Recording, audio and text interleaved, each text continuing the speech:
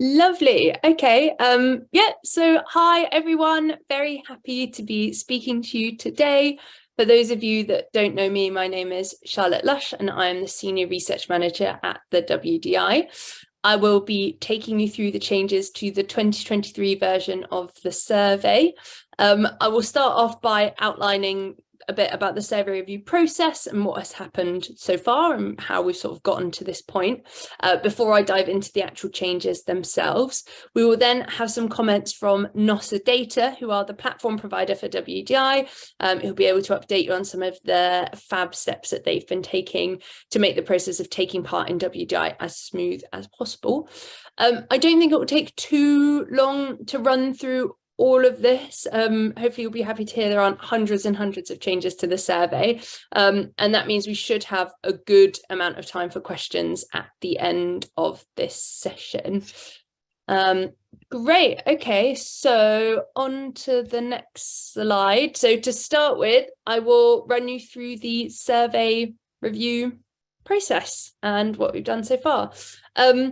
So as you may be aware, the WDI used to follow a process of yearly overhauls, but we have now moved to a cycle where the survey goes through a deep review every 3 years, with only sort of minor tweaks being made in the intervening years. And this is to try and ensure that we strike a good balance between stabilising the survey, which we know is important for you as responders, and for making sure that the data is comparable as well, but also making sure that we are keeping up with kind of workforce and human rights best practice and emerging understandings of kind of disclosure and data, and also investor demand as well. So the aim of the review, of the survey review, is to make sure that the survey is rigorous. So we want to ensure that the survey provides a meaningful insight into how companies are treating their workforces, and of course covers the key salient workforce issues. We also want it to be achievable, so to make sure it doesn't go so far above and beyond that it becomes kind of virtually impossible for companies actually to do well, and it just becomes an exercise in frustration, and that's it. And of course, we want the survey to be helpful as well, both to companies and also to investors. So of course, we want the data to be valuable to investors, but we also want the process of taking part to ideally be a sort of intrinsically useful and valuable exercise for responding companies too. So there have been 4 main phases to the review. The first was an initial fact-finding phase with investors and companies. So here we conducted surveys with WDI investor signatories, responding companies, and also some non-responding companies. And the purpose of this was to understand kind of their priorities when it comes to workforce reporting, their experience of taking part in the WDI, and also potentially some of the challenges or barriers that they faced when it's come to taking part in the past. Using the findings of this, we then developed a proposed structure for the survey and made changes to individual questions and guidance. And this also drew upon desk research and engagement with workforce and human rights experts, particularly when we're looking at those kind of metric and question level changes. Following this, we put the new draft version of the survey out for consultation, and this was done with investor signatories and also kind of workforce, human rights and sustainability experts. So that involved civil society organisations, academics, trade unions and consultants, and they all provided quite detailed line-by-line feedback on the proposed changes to the survey. And then the survey was finalised with the final changes to the structure, the question and guidance wording, the answer formats and the scoring all made, and that's where we're up to now. We have the finalised survey for 2023. So now I will take you on to the changes that we have made in 2023. So I will first go through the overarching changes and then take you through the more kind of specific section by section changes. So I haven't included every single change that we've made to the survey, just because some of them are really minor. So for example, we've added 1 word to the guidance, and I don't think it is particularly helpful for me to spend an hour going through all of that with you. But I have included all of those where there's more than a sort of insignificant addition, revision or removal. And of course, when you see the full survey, you'll be able to see everything that's in there. Great. Okay, so on to the first structural change. So here, the first change that we've made is we have made the core indicators a lot more integral to how the WDI survey works. So in practice, this means that in the online reporting platform, companies will now have the option of responding to the core indicators only, rather than the full WDI survey. So for those of you who aren't familiar with the core indicators, they are a selection of data points that have been chosen because they are the most important data points that a company should report to allow a meaningful understanding of and action on their workforce. So this change was introduced in recognition that the WDI survey is long and it is demanding. And for some companies who are maybe newer to workforce reporting, or who, for whatever reason, have particularly limited capacity one year, they can only do the core indicators and still take part in the survey, and that obviously frees up quite a lot of time. I think there are, I don't know the exact percentage, but it's maybe less than a fifth of the full amount of indicators, so quite significantly shorter. The core indicators, they are not replacing the full survey, so companies will absolutely still be able to provide as much data across the survey as they want, and you should be able to kind of switch with ease between the two sets of indicators when you're responding to the survey as well. But yeah, hopefully that will make it a bit more manageable for those years when it's either feels very intimidating, you're just getting started, or when otherwise you just wouldn't be able to take part at all. So the next structural change is that section 7 has been expanded in scope from just training and development to now covering workforce development and adaptation. And what this means is that the training indicators have been slimmed down, and there are quite a few less of them, and new topics and indicators have been added on the just transition and also on technology, data and automation. So I will go into more detail about the exact changes and the rationale for them later on. But broadly, this is the result of just reflecting investor priorities, really. There was less demand for a really sort of beefy section on training with lots and lots of detailed training metrics, but significant enthusiasm and interest in the sort of more emergent workforce areas of just transition and the impact of technology. This year, we have also reframed all the supply chain sections, so that's sections 11, section 12, and section 13, to the value chain. So they're now all asking for information on the full value chain. There's a couple of reasons for this. Firstly, to align with the global reporting landscape. So particularly we're seeing from the EU and the ESRS standards as part of the CSRD, they are all value chain rather than just supply chain. And also in response to feedback that we got from companies, and we wanted to make sure that these sections were as broadly applicable as possible, because you do know that for some organizations, having that kind of exclusive focus on supply chains means that questions just aren't really relevant to them. Whereas when you've got a value chain framing, that's a bit more, a slightly broader, applies to maybe a broader set of organizations. And so they should be able to provide a bit more information, and that should make things easier for them as well. In a similar vein, section 10 on grievance mechanisms is now refers to the whole of the company's value chain, whereas previously was only asking for information about the direct operations. This is to reflect the fact that, firstly, grievance mechanisms, like in practice, often cover the full spectrum of a company's operations, and there isn't necessarily a distinction between a kind of direct operations grievance mechanism and ones that are accessible to workers in the value chain. So it felt like a bit of a false distinction. Additionally, given the particular risks to workers in the value chain, grievance mechanisms are especially important to them. And so it felt like, quite important that they were really explicitly considered when we are looking at grievance mechanisms. Great, so I will now go on and take you through the more specific section by section comments.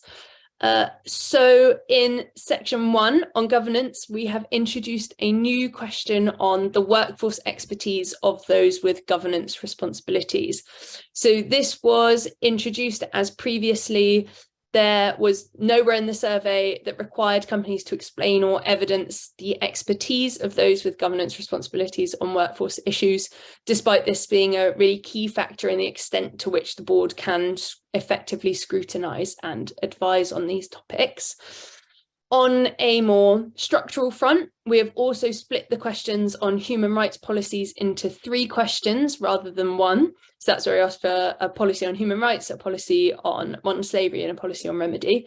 And this was simply because companies were missing points due to forgetting to put NA in the B part of the question because of the way the question was set up. Obviously, we want to make sure that companies are getting as many points as they possibly can. So yeah, we've split that into, it's 3 questions now, but you don't have to provide any more information than you did before.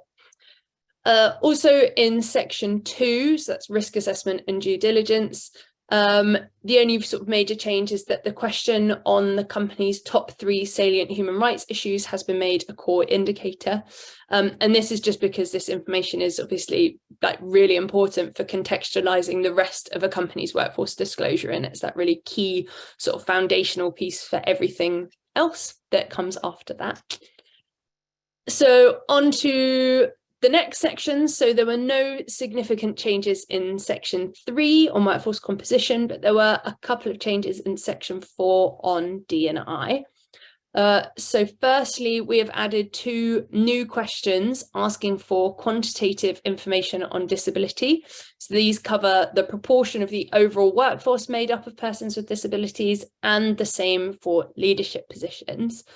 And these questions were included to reflect what feels like ever increasing demand from investors for D&I data, and also to sort of reflect the fact that corporate disclosure on diversity and inclusion has really rapidly increased, very, very quickly, and we obviously want to keep sort of raising that level of ambition. So we're asking for more disaggregated quantitative data on different diversity strands, and also to reflect that what other standards are asking for as well. So mandatory reporting in the EU is asking for quantitative disability data.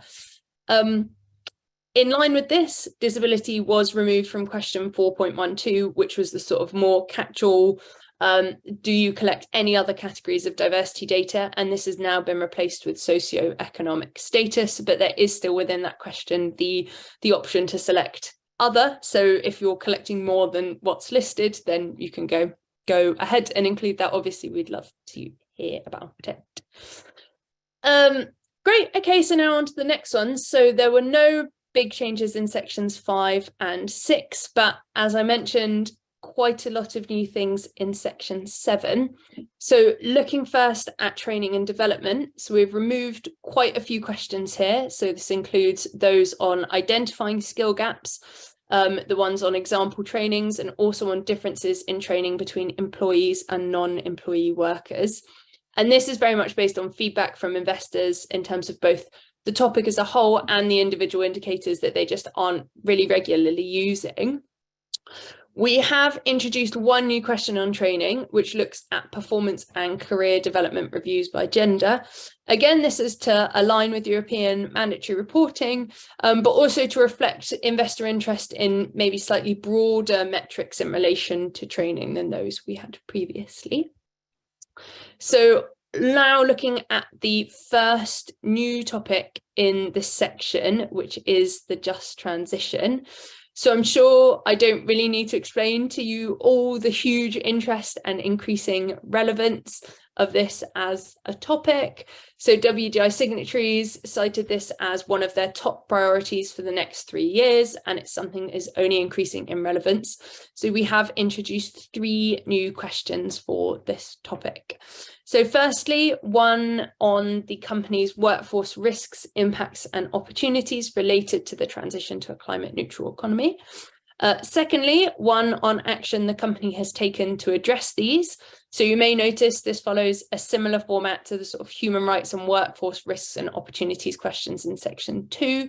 So while these are new, this is a new topic, the kind of question structure and the type of information you're providing shouldn't feel too out of the ordinary, and hopefully it isn't too intimidating. And lastly, we have a question on the number and or percentage of workers that have been reskilled, redeployed, or had their employment terminated as a result of the transition to a climate neutral economy. This one may feel maybe slightly more challenging than the other two questions we've introduced, but this is a comprehensive question. Like, there is absolutely no expectation that every company is going to be able to answer this straight off the back. It's definitely something to be aiming for, rather than something we'd be expecting everyone to provide.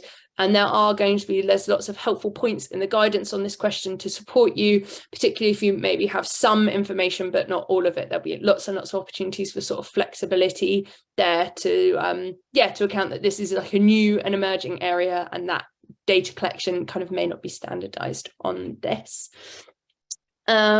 Great, and now on to the final new topic in section 7, which is technology, data and automation.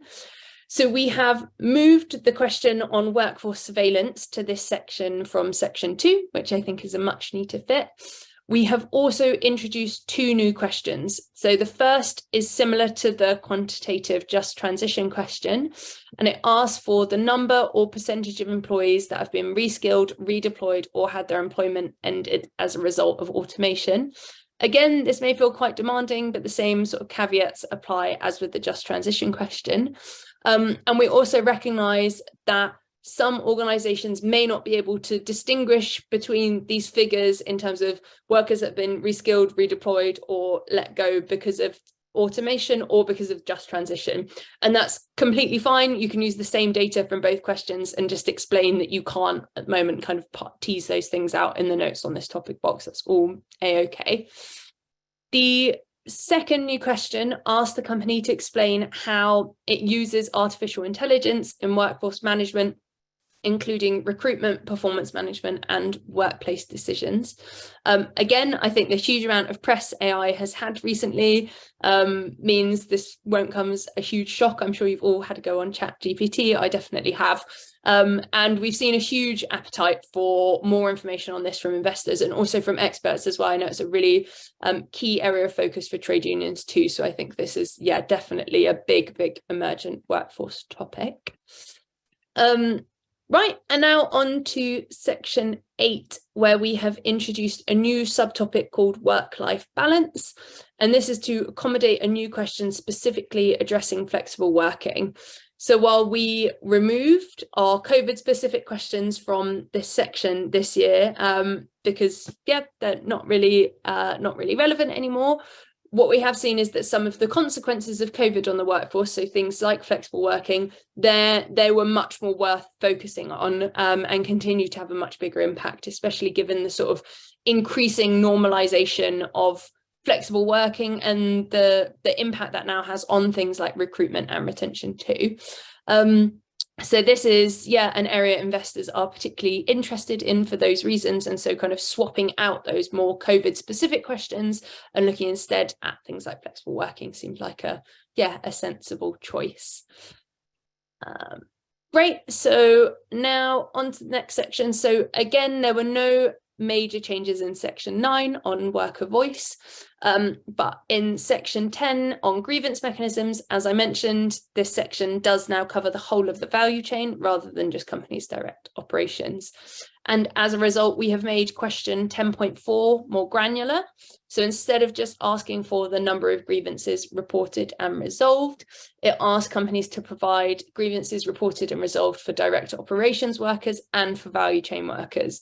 And this is to align with the expanded scope of the section, and it also reflects particular investor demand for greater quantitative and impact-focused data on the experiences of workers who are outside their direct operations.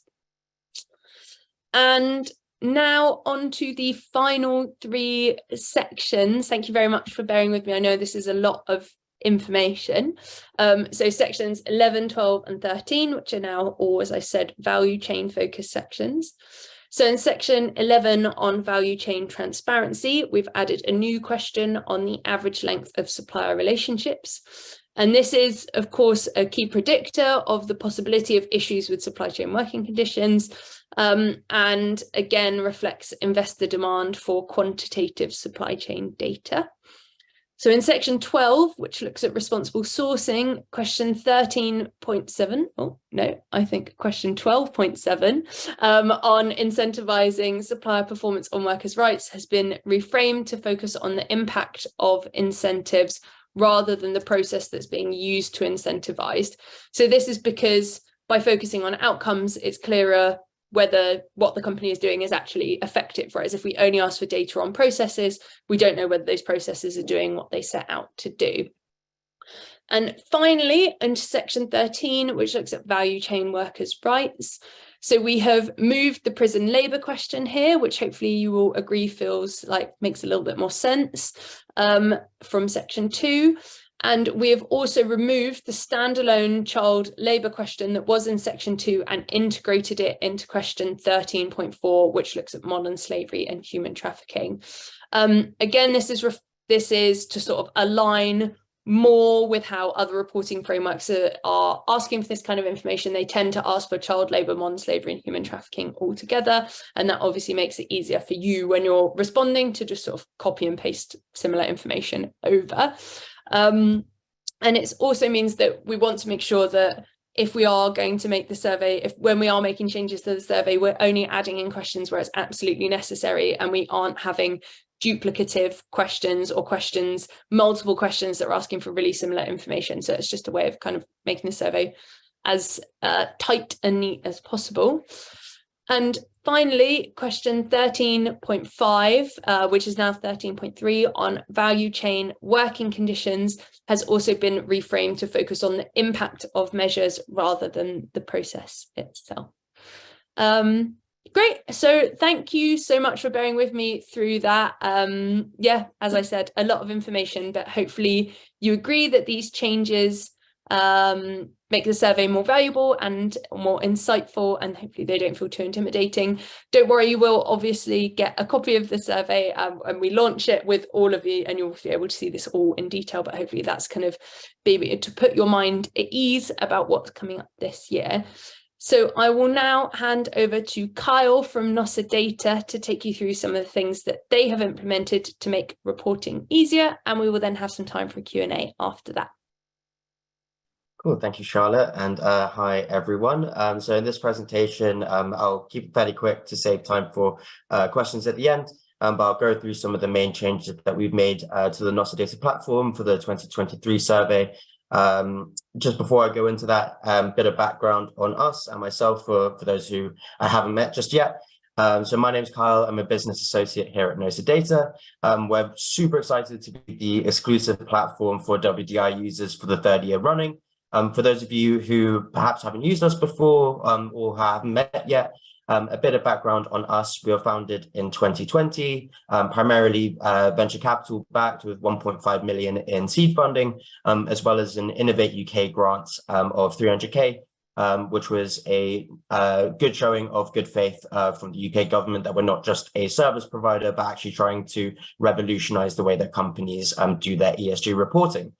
So our mission is to try and make ESG reporting as easy as possible for corporates by removing some of the traditional inefficiencies that are involved. So whether that's having decentralized or error-prone data, Excel versions 1, 2, and 3, lots of duplicative tasks such as data requests, approval requests, all of that sort of stuff, as well as enhancing user workflows to reduce the amount of email clutter and the fatigue that comes alongside that. And finally, providing AI insights such as finding data as quickly as possible, or to help with benchmarking that corporates often don't have time for, particularly with increased regulation in the ESG reporting space, which is just ever growing.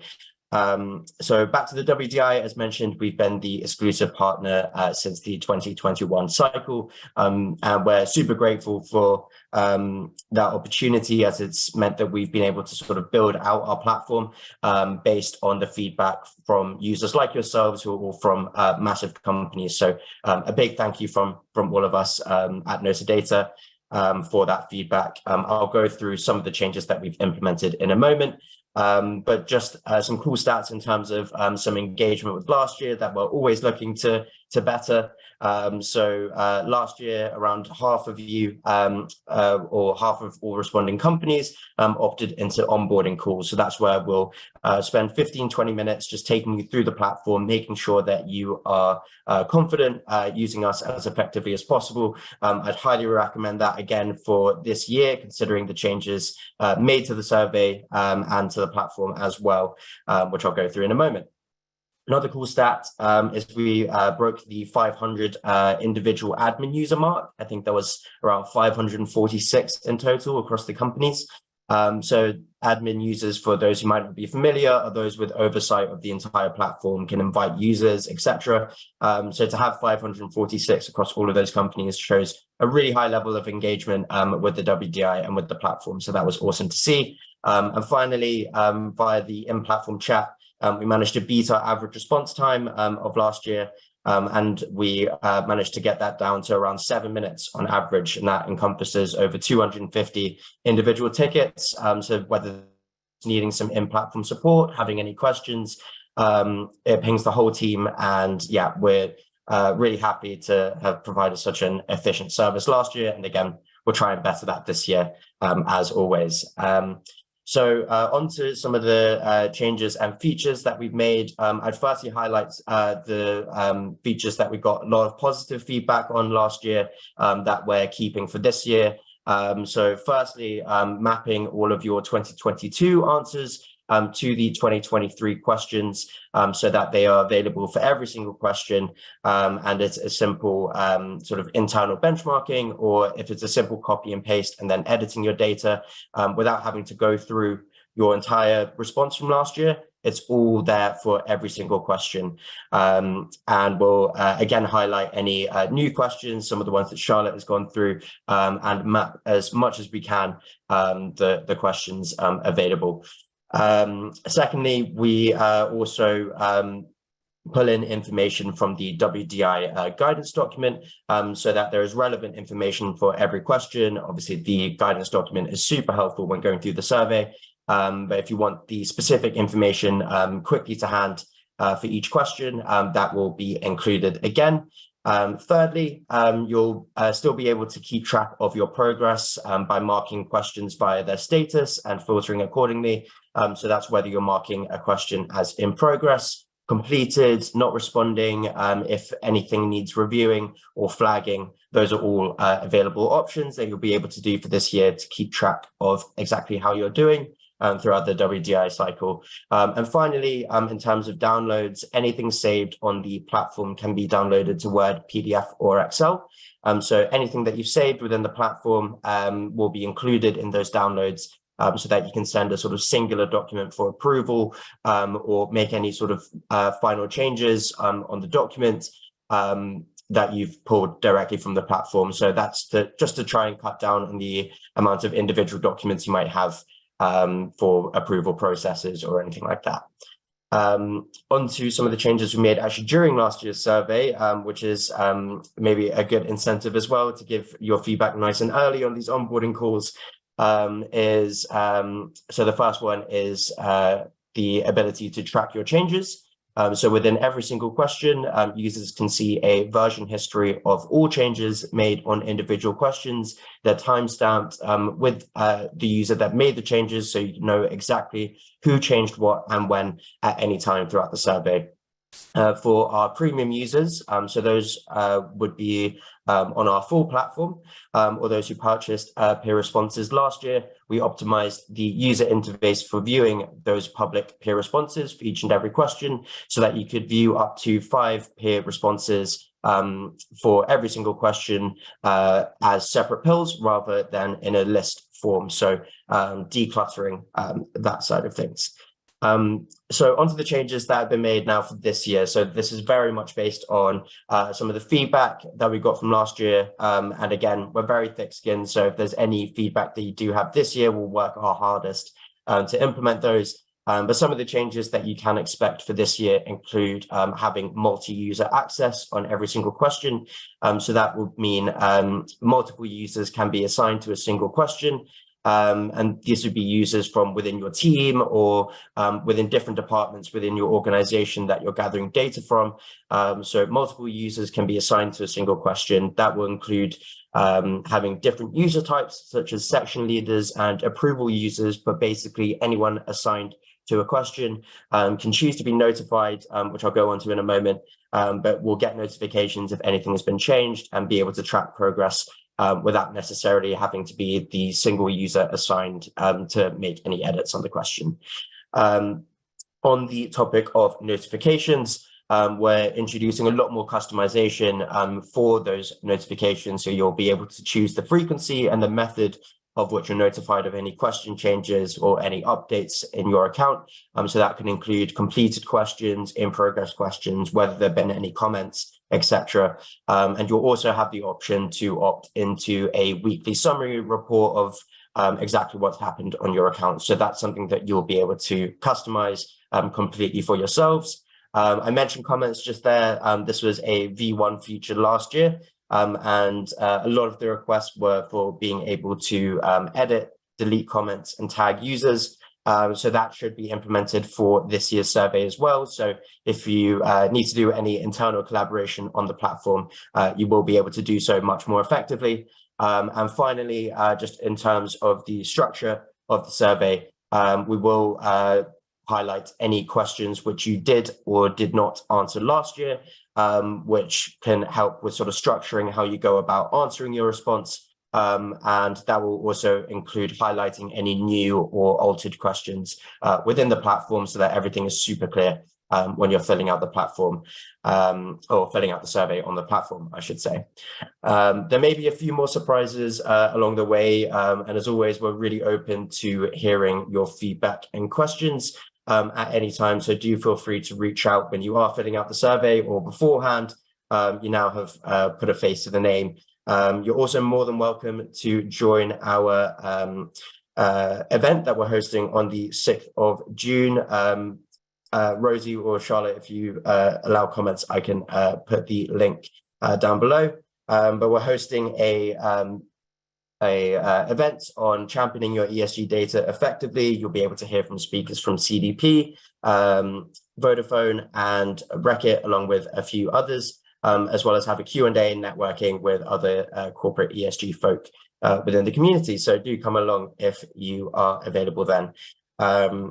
Again, happy to answer any questions. I'll pass back to Charlotte now, but yeah, thank you all so much for your time.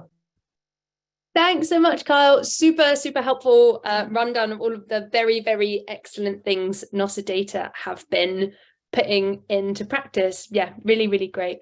Yeah, so we now have time for some questions. So feel free to ask them, well, however you want. You can ask them in the chat using the Q&A function. Yeah, if you'd like to ask it verbally, then let us know and we can unmute you. Yeah, and you can ask however works best for you. Obviously, no pressure. If you don't have any questions, this will not be your only opportunity to ask them. Completely appreciate we've thrown quite a lot of information at you and you may want to yeah, have a bit of time to digest, wait until you've kind of got the full survey in front of you. Then of course we'd be very, very, very happy to answer any questions you have then or at any point through the disclosure period. Yeah, so if anyone has anything they'd like to ask me, or we also, yeah, Kyle, of course, and we do also have Rosie on the call as well.